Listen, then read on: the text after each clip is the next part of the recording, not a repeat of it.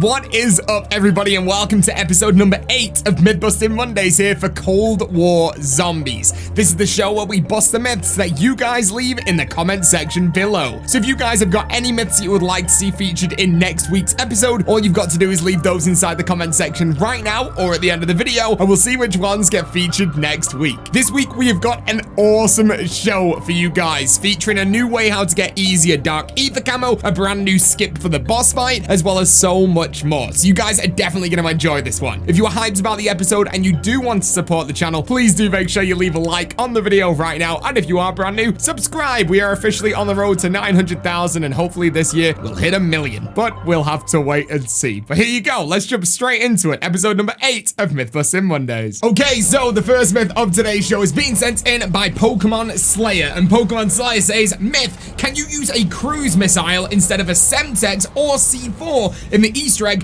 when making the tank shoot the tree, dropping the decontamination agent? Man, that's a long myth. Okay, pretty darn simple. You guys know I was looking at the wrong camera there.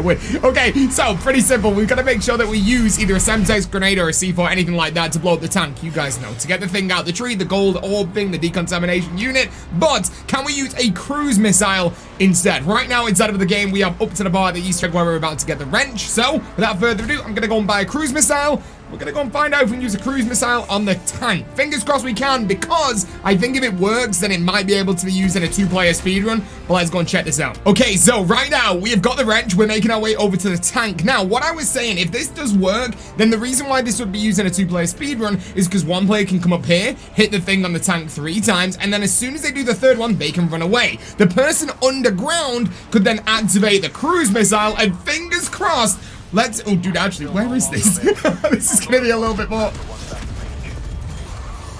I don't think I hit the tank.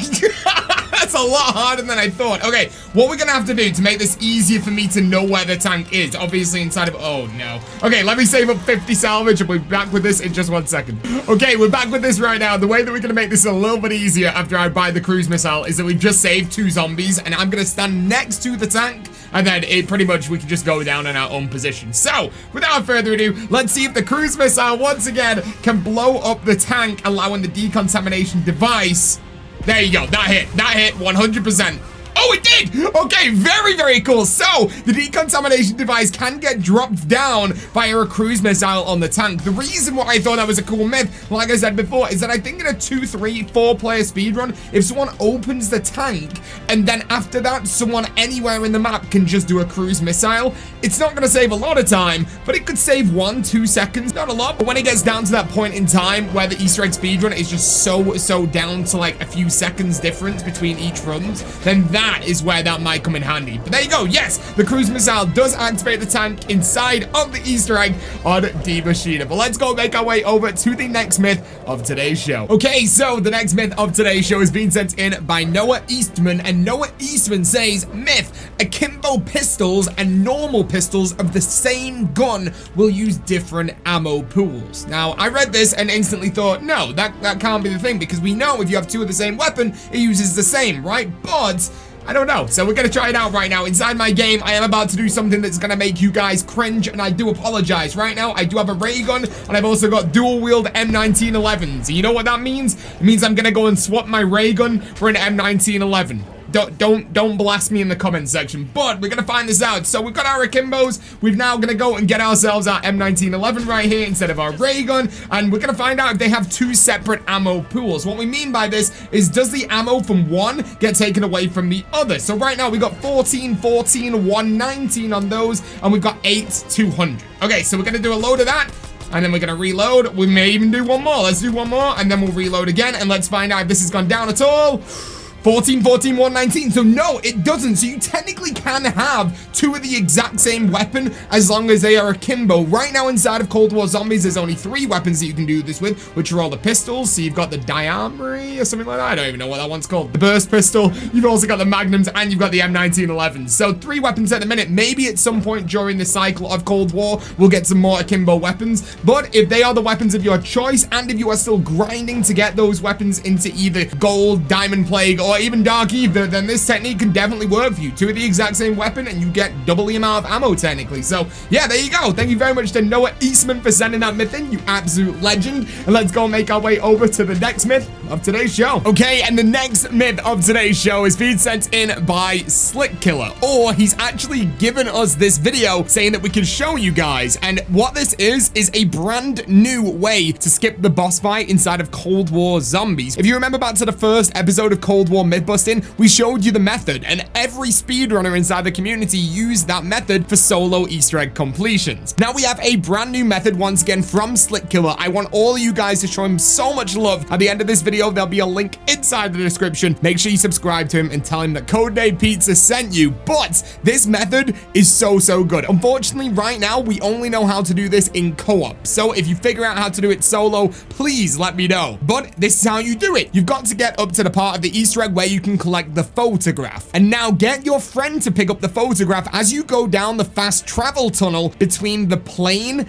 and the med bay. If you time this correctly, you will be teleported whilst going through that tunnel, and therefore your friends will get put in the boss fight, but you will get put into the med bay, meaning that your friends can then instantly down themselves. You can make your way up to where the helicopter is gonna come and collect you, and you can just wait, kill a load of zombies, and then the exfil helicopter will come and collect you super quick. It makes the boss fight once again around 1 minute long. So for any of you guys that are currently running co-op Easter egg speedruns, get on this immediately before it's patched. But there you go. There's the brand new boss fight skip inside of Cold War Zombies thanks to Slick Killer. Once again, link inside the description right now. Even before you carry on with this video, make sure you click his link, subscribe to him, and let him know that CodeNamePizza sent you. But let's go and make our way on to the next myth of today's show. Okay, so the next myth of today's show is being sent in by Dills 0014, and Dill says, myth, does a tier 3 packed launcher do more damage to the player than a tier 1 packed launcher? Great question. Does Pack-a-Punch affect the amount of damage it does in splash damage to the player? We know it hurts the zombies more, but does it hurt the player more? At the minute, I do have the rocket launcher inside of my invent, so we're gonna go over, we're gonna Pack-a-Punch this thing.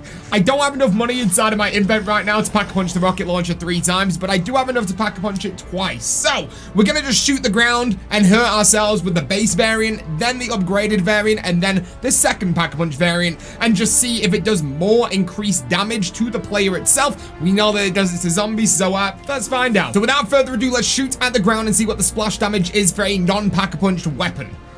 There you go. I would say that's around 1/4 to 1/3 of health that it takes off the player right there. So let's do the exact same thing, but with a Pack-a-Punch one. So this is the first upgrade of the rocket launch. Let's see. Nope, I'm gonna say that's exactly the same as it was before. So no matter what, it seems like the splash damage actually is the exact same for the rocket launcher when it's not Pack-a-Punch and when it is Pack-a-Punch. And finally, level 2 of the Pack-a-Punch right here, exactly the same again. So even though it increases in damage that it does to the zombies, it does not increase in damage that it does to the player.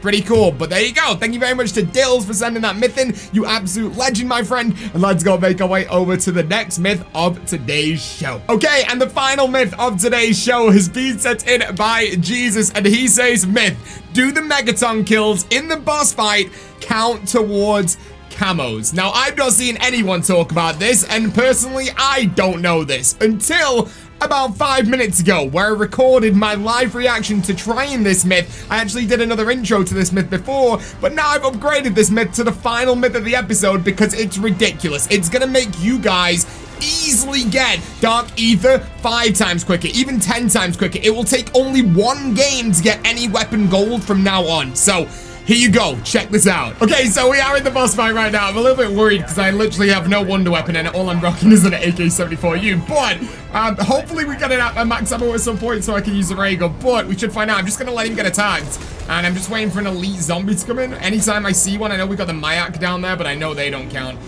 So let's just wait for an elite to spawn in. Since he does, we'll kill him with the AK, Ring of Fire, and oh, there you go, we got 2. So, here we go. Let's find out. Ring of Fire on this guy. He should be dead. There you go. And final guy right here. So that is the 2 splitters. Are we gonna get a camo? Oh, dude, no way! So yes! Dude, you actually get camos from inside of the boss fight. So honestly, I'm honestly gonna say right now that it is worth your time. I think you get about 7 elite eliminations inside of this right here. And if you've got a powerful enough weapon, you can just train around here, do all your splitters, and just get all the camos you need. That is so cool. Dude, this is my new method of how to get easy dark matter or dark ether inside of this game. Oh my god, I just got another camo inside of here. These splitters in the boss fight don't work the same way as inside of the game. They work as one full one per half. So you only need to get 15 kills inside of this boss fight to go all the way with your elite elimination kills. It's not that you have to kill 2 splitters per one, it's now 1 for 1. This is incredible. So once again, 100% the quickest way to get those elite elimination kills right now is going into the boss fight and getting kills. Okay, so let's get rid of another one right now, and this should give us another camo. Let's see. Is it gonna do it? Man, this weapon's getting weak now. So, dude, you see that? You literally saw at the start of this boss fight, we've died right there. You saw at the start of the boss fight that I only unlocked the one for 3 elite elimination kills right there. So inside of that 5 minutes of boss fight, I got 7 elite eliminations. It is by far the quickest way to farm for that camo and get to Dark Ether. Give it a go. But there you go. That is the end of Mythbusting Mondays, episode 8 for Cold War Zombies. I hope you guys have enjoyed this video. If you have, do make sure you leave a like on this video right now, and if you are brand new, make sure you click that subscribe button and become the latest member of the Pizza Club. But with that all said, thank you so much for watching, and I'll see you guys in the next video or the next live stream. Thank you for watching, guys, and peace out.